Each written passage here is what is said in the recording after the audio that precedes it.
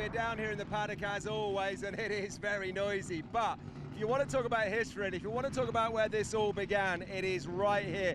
And Rob Manson from the California Specials, we've just been having a great chat about all of this, Rob. 1950, the Pebble Beach road races, that's how all this started.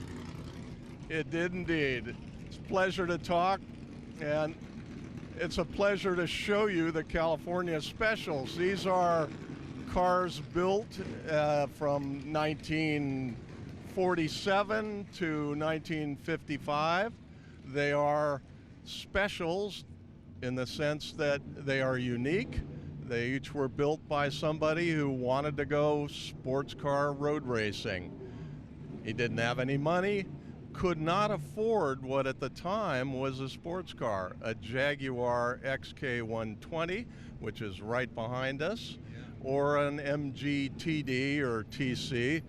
So they built their own. And they built their own from the same scrap yards where surplus war equipment and pre-war Ford parts were readily available to hot rodders who were also building cars during that same period.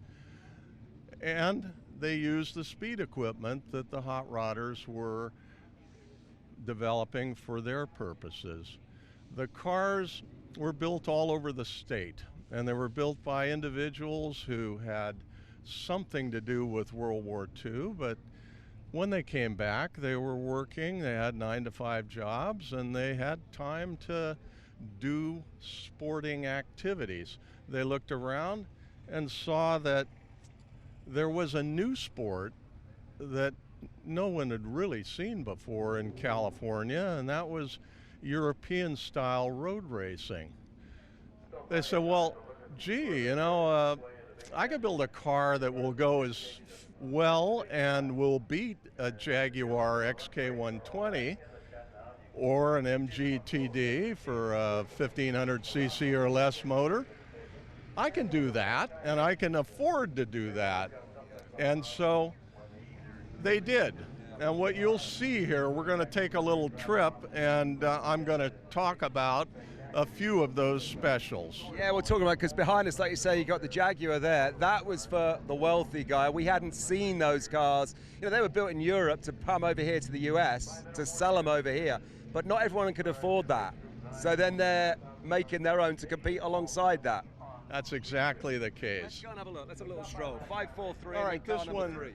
This one is the prototype. So if you look at this car, what you see in the Baldwin Payne Special, which was built in 1946, is an English sports car.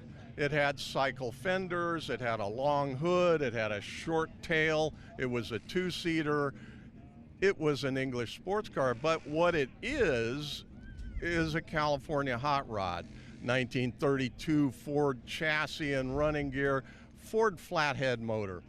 This is the prototype. This is what the press in the day, in the late 40s, said, wow, that is a hot rod sports car. So that's what you're looking at, the Baldwin Payne Special.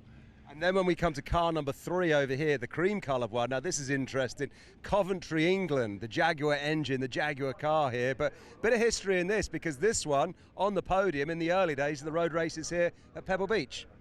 This is a Jaguar XK120 originally. It was one of the first alloy-bodied XK120s imported to California in 1949 in this case. It was very well looked after by its original owner, Don Parkinson, who was a racer and who was Phil Hill, our first American Grand Prix champion. It was his brother-in-law. So Phil Hill and Don Parkinson had alloy-bodied XK120 Jaguars. This is one of them.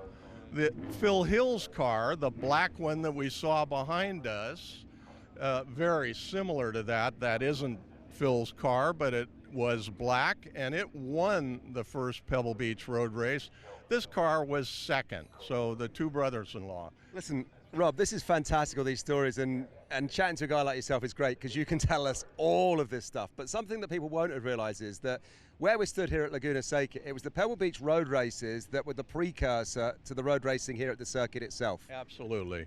So these cars were, and this one is maybe one of the most famous of the first cars to race in the forest in Pebble Beach. When a couple of people decided that, gee, you know, we got all these guys around with MGTDs and new Jaguar XK120. Why don't we get them all down to the Monterey Peninsula for a social event, and we'll get a track that will lay out on the public roads in the forest in Pebble Beach around the lodge. Why don't we do that? Well, the Pebble Beach people thought that was a pretty good idea. So in 1950, that was organized, and it was one of the very first European-style road races on the West Coast. 1950 was the first year of those, and this was one of the first ones. So what happened? Well, guys came down from San Francisco and Burlingame and parts north, and brought their Jaguars and their MGs, and those were the grids. They filled up the grids and they raced around. The same weekend, the Pebble Beach people said, well, gee, you know, we're going to race on Sunday, so what are we going to do on Saturday? And so, well, why don't we have a car show? So they had a car show. They used new cars, and that was that's the origin story, the garage myth of the Pebble Beach concours. That's when it started, both the concours and the road races the same weekend. So what we have is 7 years of road racing in the Pebble Beach forest till 1956, and the creation of a sport. We had 30,000 people coming to those events.